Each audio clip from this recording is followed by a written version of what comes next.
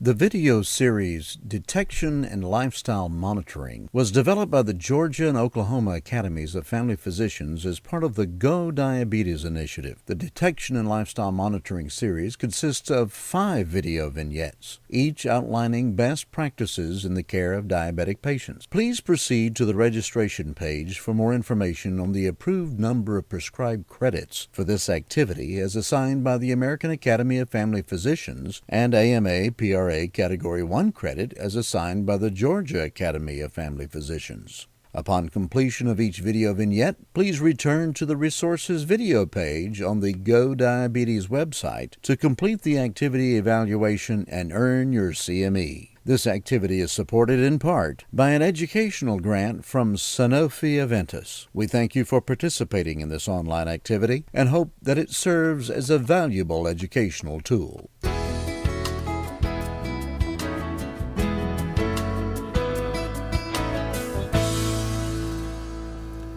Metabolic syndrome itself does have a defining framework. Depending on who you talk to, there are a couple variants, but they all deal with the same subjects. Requires 3 or more, triglycerides over 150, HDL under 40, waist size greater than 40 for men or greater than 35 for women. And the nice thing about that is for guys, it's mostly just your pant size. For women, there's some sort of crazy algorithm that I have no idea how to comprehend on how they do their dress sizes and things. But the point is you can measure it and use that as a term. It's easier than just a body mass index and such. The blood pressure over 130 over 85, and then a fasting glucose of over 100. So you're looking for 3 out of those 5. The caveat to that is if somebody is on cholesterol medicine, they already get 2 points because there are 2 lipid parameters on this set of diagnoses. Similarly, if they're on treatment for their blood pressure, that counts. So it's not so much that what their blood pressure is right then, you have to take into consideration whether they're being treated for it or not. So then the relevance. Why do we care about metabolic syndrome? Half the time you can't even really code that as an ICD-9 code. Nobody really understands it, doesn't have any billing concerns, and nobody goes around telling people when they get admitted to a hospital that they have metabolic syndrome. The point is, back to what Matt was saying about the screening. Who are you screening continuously for diabetes? Anybody who has metabolic syndrome has to be screened. 1 out of every 4 adults meets the diagnostic criteria by having 3 factors. 4 out of 5 has at least 1 factor is at risk. So you have to keep track of what their risk factors are and what their numbers are to determine whether or not they can wait until they're age 45 before you start screening them for diabetes every 3 years. If somebody's 35 and they have high blood pressure and they're on cholesterol medicines, you got to be following that person every year. Okay? Don't wait until they're 45 to start screening them for diabetes. They have all the red flags that are already there. So it's something that's worth keeping track of. Now, anytime you have a 3-dimensional graph, most people just zone out and ignore it. But in this case, just focus on the left side of it. Okay?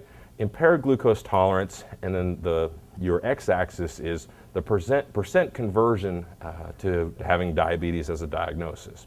So it makes sense that if you don't have impaired glucose tolerance on the right, you're probably not going to get diabetes. On the left side, though, in the back, if you have metabolic syndrome, much, much higher incidence of diabetes than just simply impaired glucose tolerance. So one would argue that if they have a diagnosis of metabolic syndrome, you can follow that as a bigger risk factor than just simply being in that gray area on your diabetes screening test. If they're between 5.7 and 6.5 with their A1C, yeah, they're at risk, okay? But if they have high blood pressure, high cholesterol, and so on, they're at bigger risk for becoming diabetic than just the sugars themselves. So the metabolic syndrome trumps simple insulin resistance in the diagnosis of diabetes, if that makes sense. So pre-diabetes. Sometimes you talk to endocrinologists and they say there's no such thing as pre-diabetes. Kind of like there's no such thing as pre-pregnant or almost pregnant or partially pregnant. You know, it's either you have it or you don't. I don't necessarily argue with that, although I'm pretty confident there really is a pre-diabetes category and that it serves a purpose. The same way that metabolic syndrome serves a purpose. It's a risk factor. You can treat it. You can prevent the incidence and conversion to full-blown diabetes. even if you're treating it the same as you would someone that has diabetes.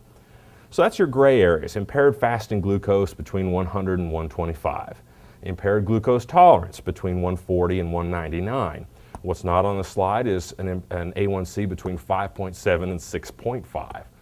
If you're using that, and that's a new guideline. Like I said, 3 years ago, you didn't even use A1Cs for screening. 2 years ago, they said you could, but they didn't really tell us the numbers. And now in the last year and a half or so, they decided somehow with a magic 8-ball that that's the range that they're going to call pre-diabetes. This is just an arrow representation of the exact same thing that I was saying before, if you prefer graphics. So who and where to screen? Like Dr. Dow was talking about, starting at age 45, that's the age to remember. It's kind of a pain to keep track of all these screening guidelines, but the reality is in primary care, that's what we do. When you're 50, you're looking for colonoscopies, and these are numbers that you have to memorize for screening purposes.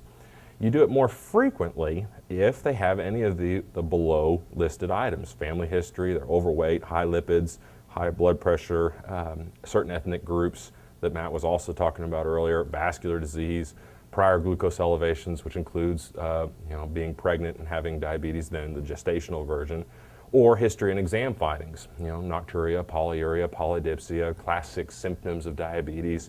And if you look at this, that pretty much sums up metabolic syndrome. So it all goes back to my original point that these are people you have to screen before the age of 45.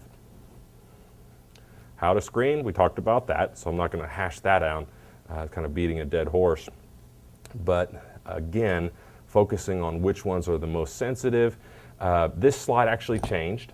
The second part, that this slide was something from our original presentation 3 years ago, so it's worth knowing that that is incorrect, that A1Cs are now accepted for screening purposes, but the point is still that they do have lower sensitivity values. Sensitivity, again, I know everyone's like epidemiology before lunch, tragic, but sensitivity is what's ruling it out.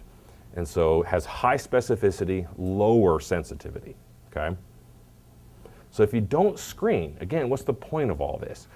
If you don't screen them and somebody is pre-diabetic, they have a 5 to 15% conversion to full-blown diabetes from pre-diabetes every year. So mathematically, they're not going to last very long in a pre-diabetic state. They don't convert in year 1, you have an additive risk in year 2, that eventually they will convert. It is inevitable that they will convert to full-blown diabetes.